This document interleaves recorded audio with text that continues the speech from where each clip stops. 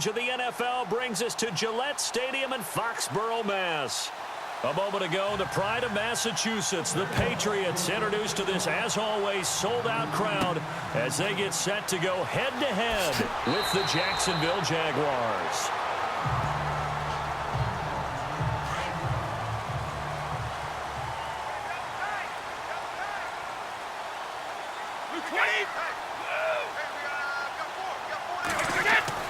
Brady now on first down. He's going to leave this for his running back. It's complete. That's going to go as a loss of a yard, and it'll be second down. And never good on a pass completion there to go the wrong way. Lost yardage. No, for some reason, it seems to work better when you throw it downfield or you can move the ball downfield running it that way, doesn't it? But in this case, if you're the defensive guys, you're energized, executed well, and you caused a lost yardage play. That's going to feel good and look great in film. Now a carry for the shifty Dion Lewis. And that didn't fool anybody. He's going to be dropped in the backfield. That'll be a loss of 4 yards on the play. And they're going to face an uphill battle here on 3rd and long.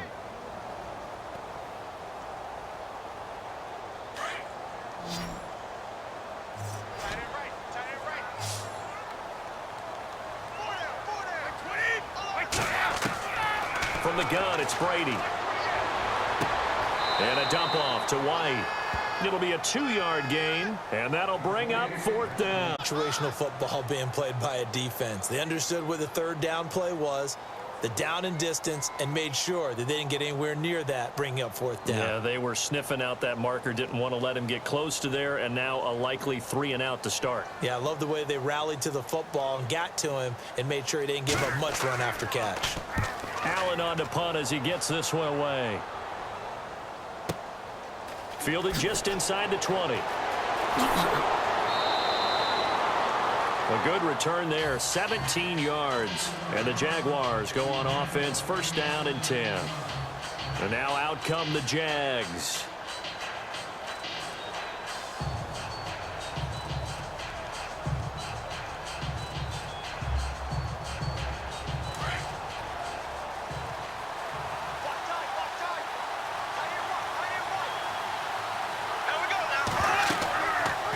Play fake here on 1st down.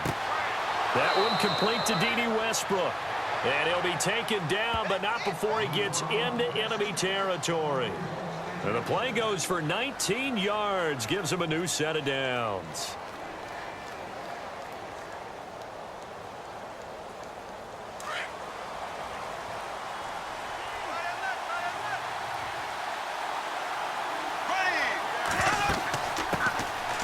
First carry for Leonard Fournette. Skirts by him at the 35. And he gets this inside the 35-yard line.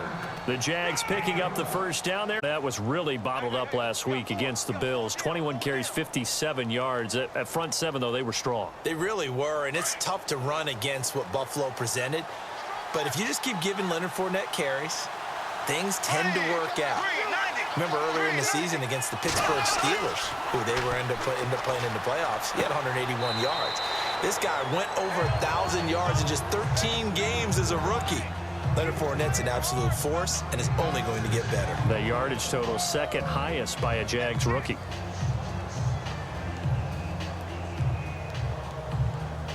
Second down and 4.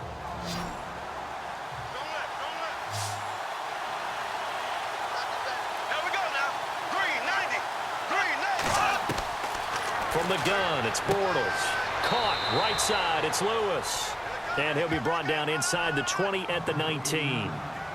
It's a 9-yard gain, and it keeps the drive moving. Many different ways to create space, but on that play, he did it with that big, wide body of his.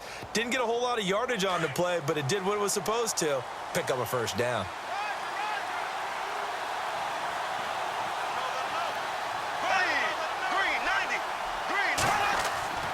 Fournette, a 1st down carry. And good downhill running. He's got 6 yards down to the 13. And Leonard Fournette impressing there with that run. It's hard to believe that no Jacksonville Jaguar has broken 1,000 yards since Maurice Jones-Drew in 2011. I think Leonard Fournette. Injury last year at LSU still averaged 6.5 yards per carry. And absolutely intimidated opposing defenses. A lot of guys simply didn't want to tackle him. Again, it's Fournette. And he is hit pretty hard from the side as he's knocked down right at the 10-yard line. A 3-yard pickup on 2nd and 4. Now they'll need to convert here on 3rd and a little more than a yard.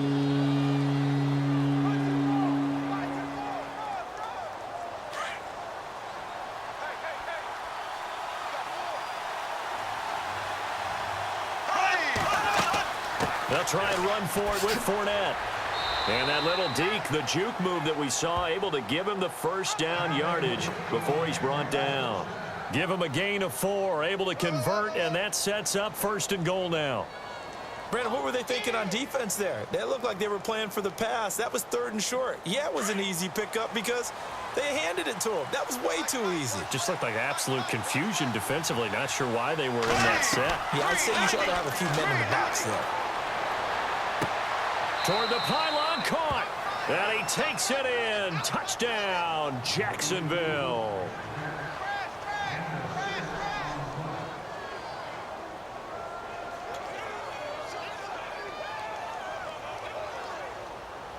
Josh Lambo now for the point after.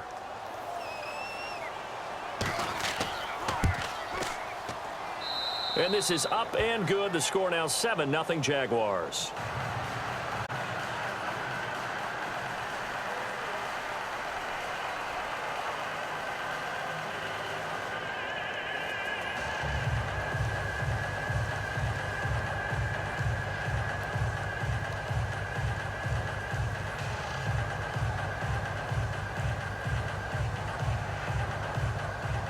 Here's Lambo out to kick this one away. Now Dion Lewis to return. And not a bad return here. He gets it out to the 25-yard line. Now the Patriots offense, they work their way back out onto the field. And the last drive, their first drive, 3 and out. What changes here, if anything?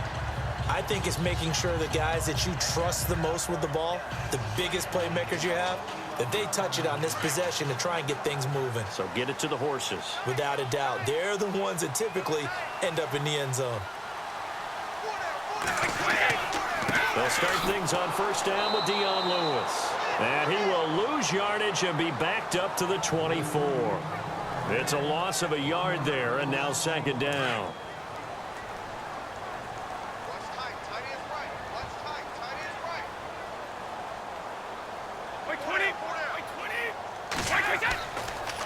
Again, it's Lewis. And he'll be dropped at the 30. And a shifty move got him a couple extra on the play. And he gets them a little over half of what they needed. Now they're looking at a 3rd and 5. It's really nice to see an offense that has enough confidence to run the football in that situation. I think that goes back to their practice and game planning. They've seen things that they've seen on tape and in previous games that led them to believe that even in a long-distance situation, they can still run the football and gain enough yardage to put themselves in a good spot on 3rd down. But he will find his man. That's Hogan, complete. And he will have the first down as he's brought down up near midfield.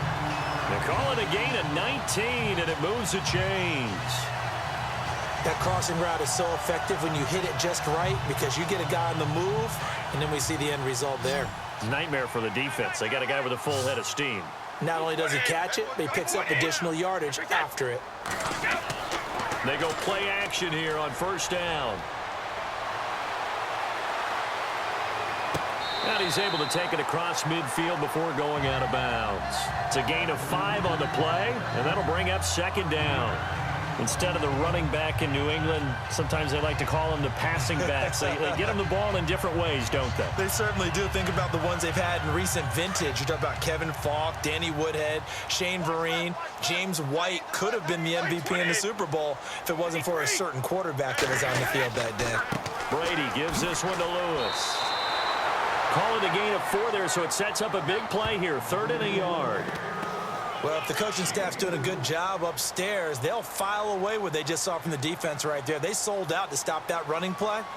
I'd say keep that in mind. They want to try that again. Go play action, hit them on. Very likely 4-down territory, even if they don't get it, though. Brady going to try and throw on 3rd down. And that's complete to Lewis. And he's got the first, but we also have a flag on the field. And they're already walking backwards. That hold coming from the left side of the line. Hands got caught in the cookie jar on that one, and the flag came out. Penalty against them.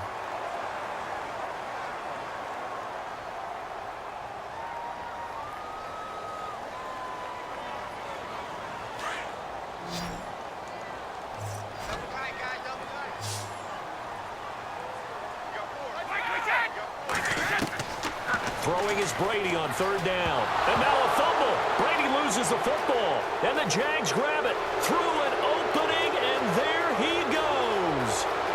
And he brings this one back. A fumble return for a Jacksonville score. Huge, huge play by the defense, not only to force the fumble, obviously, but to return it for a touchdown. And I know it's no fun for anyone who plays offense, but isn't it fun to see how a defense rallies when there's a fumble return and everyone tries to find someone to block and bring it all the way home? I always like their celebrations because they don't get there that often. No, they're not choreographed very well usually. And he's got it up and through.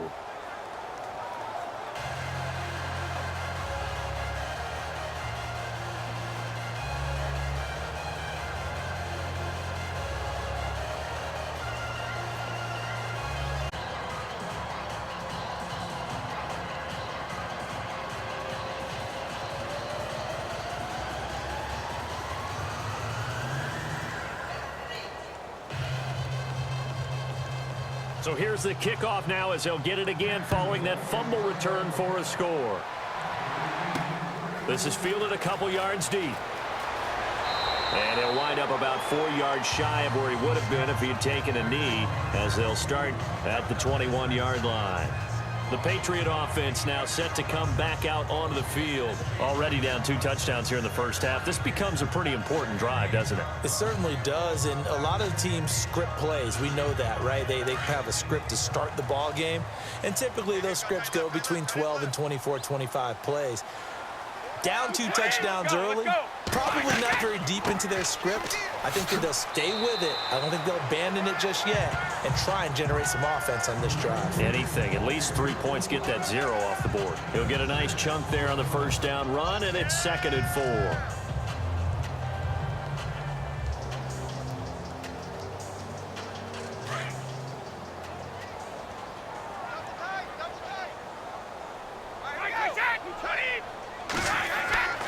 On play action, now Brady. And now a fumble. Brady loses the football. On plays like this where the ball comes free, it's often unusual for the team that lost it to get it back, because this is the quarter. Everyone else is trying to execute what they're supposed to do on offense. They're usually looking in the other direction, downfield, or have moved away from him. In this case, though, a teammate is able to come up with the ball.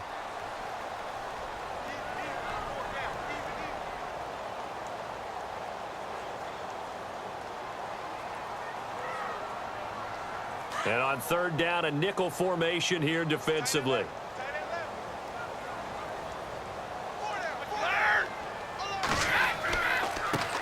They'll run it here. This is James White. And now the Jags defense deciding to call a timeout. It's just their first, so they'll have 2 remaining here before we get to halftime.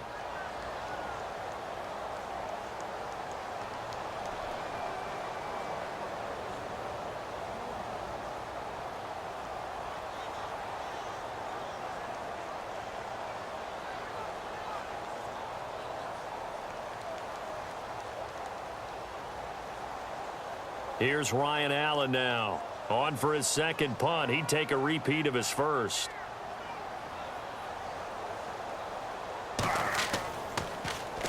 He gets this one away, and boy, it's another boomer. We'll call that a punt of 54 yards. Well struck. And out will come the offense as they take over.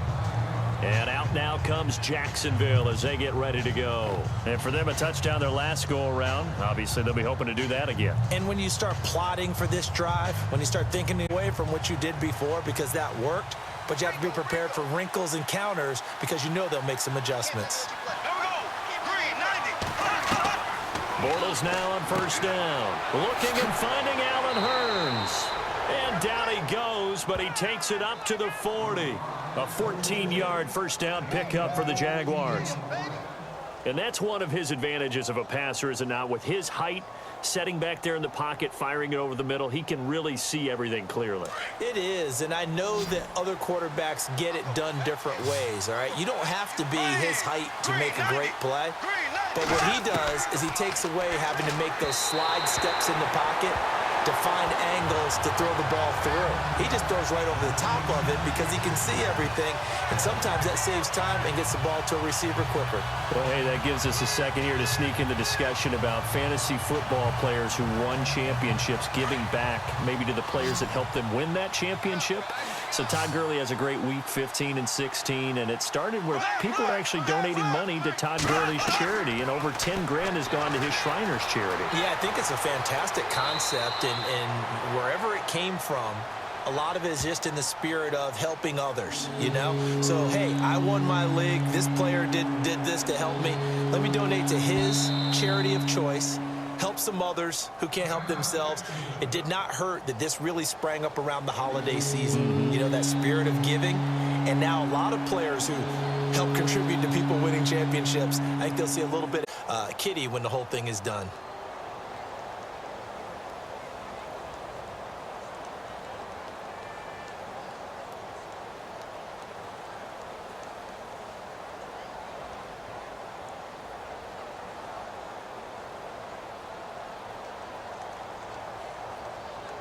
An extra corner on the field for New England here on third down. Yeah, another DB.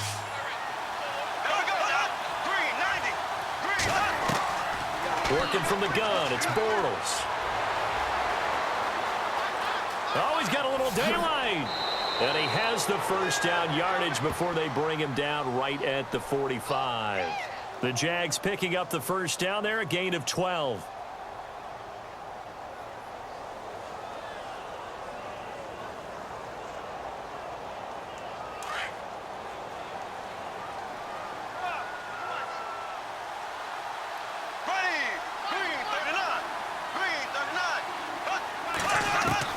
On first and 10, here's Bortles.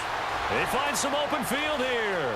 There he goes inside the 30. And he's going to get this inside the 30. Another big hitter there. This one good for 18. Now a timeout signaled for, and they'll get it with 10 seconds to go before halftime.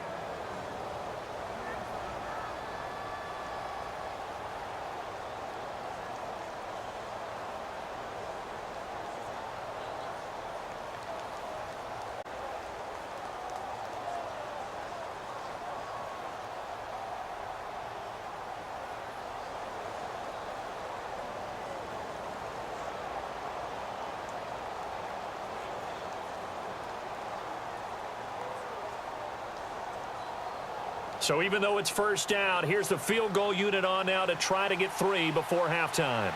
This from 44 yards out, left hash. And Lambeau will put this one through, and the lead will grow. It's now 17-0. So a good snap, good hold, and that one's right down the middle. Never in doubt. Just the way you used to hit them, Brandon.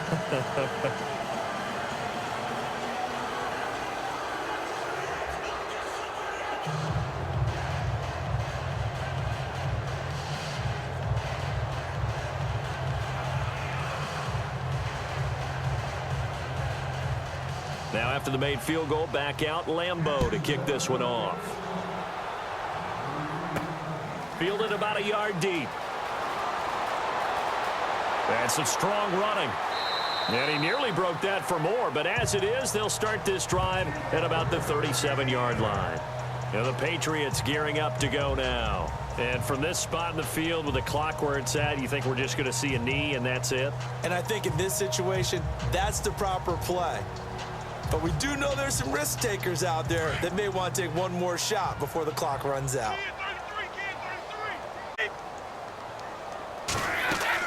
The final shot before half for Brady. He's going to loft one deep left into heavy traffic, and it's intercepted.